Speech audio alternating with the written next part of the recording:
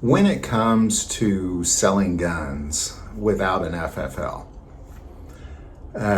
most of the people doing that, there's really kind of two people doing that. Number one, you got people straw purchasing things, and then you have others selling their collections at gun shows, that sort of thing.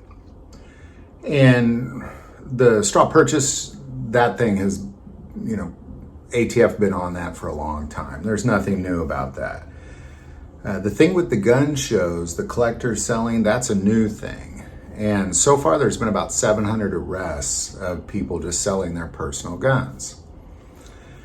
But then suddenly there's this third category that the Amish have kind of created, which is we're just selling guns like we're a gun store, but we're not doing your FFL stuff. And last year, the ATF raided an Amish farm, and one man was arrested for selling thousands of guns.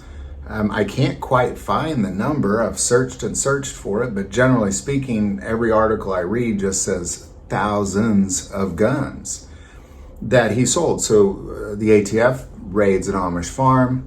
They gather all these guns that he have. I think they apprehended about 600 guns, arrested him, took him to jail.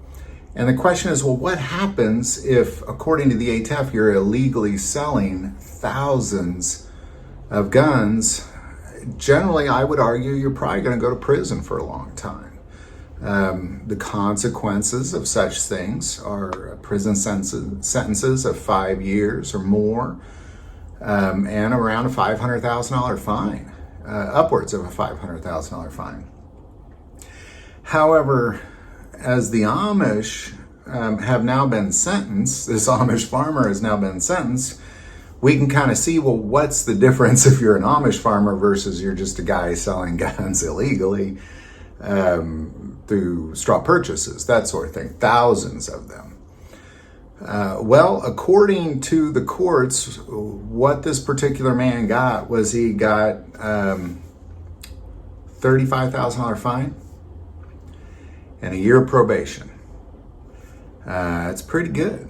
It's pretty good because certainly he's made. I mean, you're talking thousands of guns. You're definitely making a good chunk of money there. So $35,000, a little bit of probation.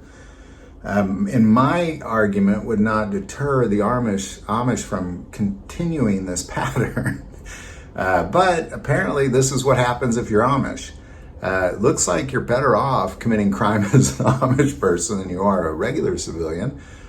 But I think a lot of it really kind of comes down to kind of what's behind the sale. So for example, if I was selling a bunch of guns to drug dealers and criminals, that's obviously going to get me a lot more time than if I'm selling them to my farmer friends, the people in my community, the people around my community, that sort of thing. It's a big difference. It's a real big difference, and I'm certain that was applied here. So I don't necessarily think that it's because he was Amish that he really got a slap on the hand there, because that's a slap on the hand is all you got. But I believe it's the intention and kind of where those guns went, that sort of thing, that also plays a huge role in why really there wasn't a lot as far as punishment goes. So there you go. Love to know your thoughts or insight on this. Definitely put it below. Do want to take a moment and say that most people watch the channel, hey, they're not subscribers. Click that subscribe button. Greatly increases the algorithm and our ability to get these messages out. That link is below. But the most important part of this channel, we take prayer requests. So please don't ever hesitate to send that in. Thank you for watching this episode of God, Family, and Guns. And as always, love God, love your family, love guns.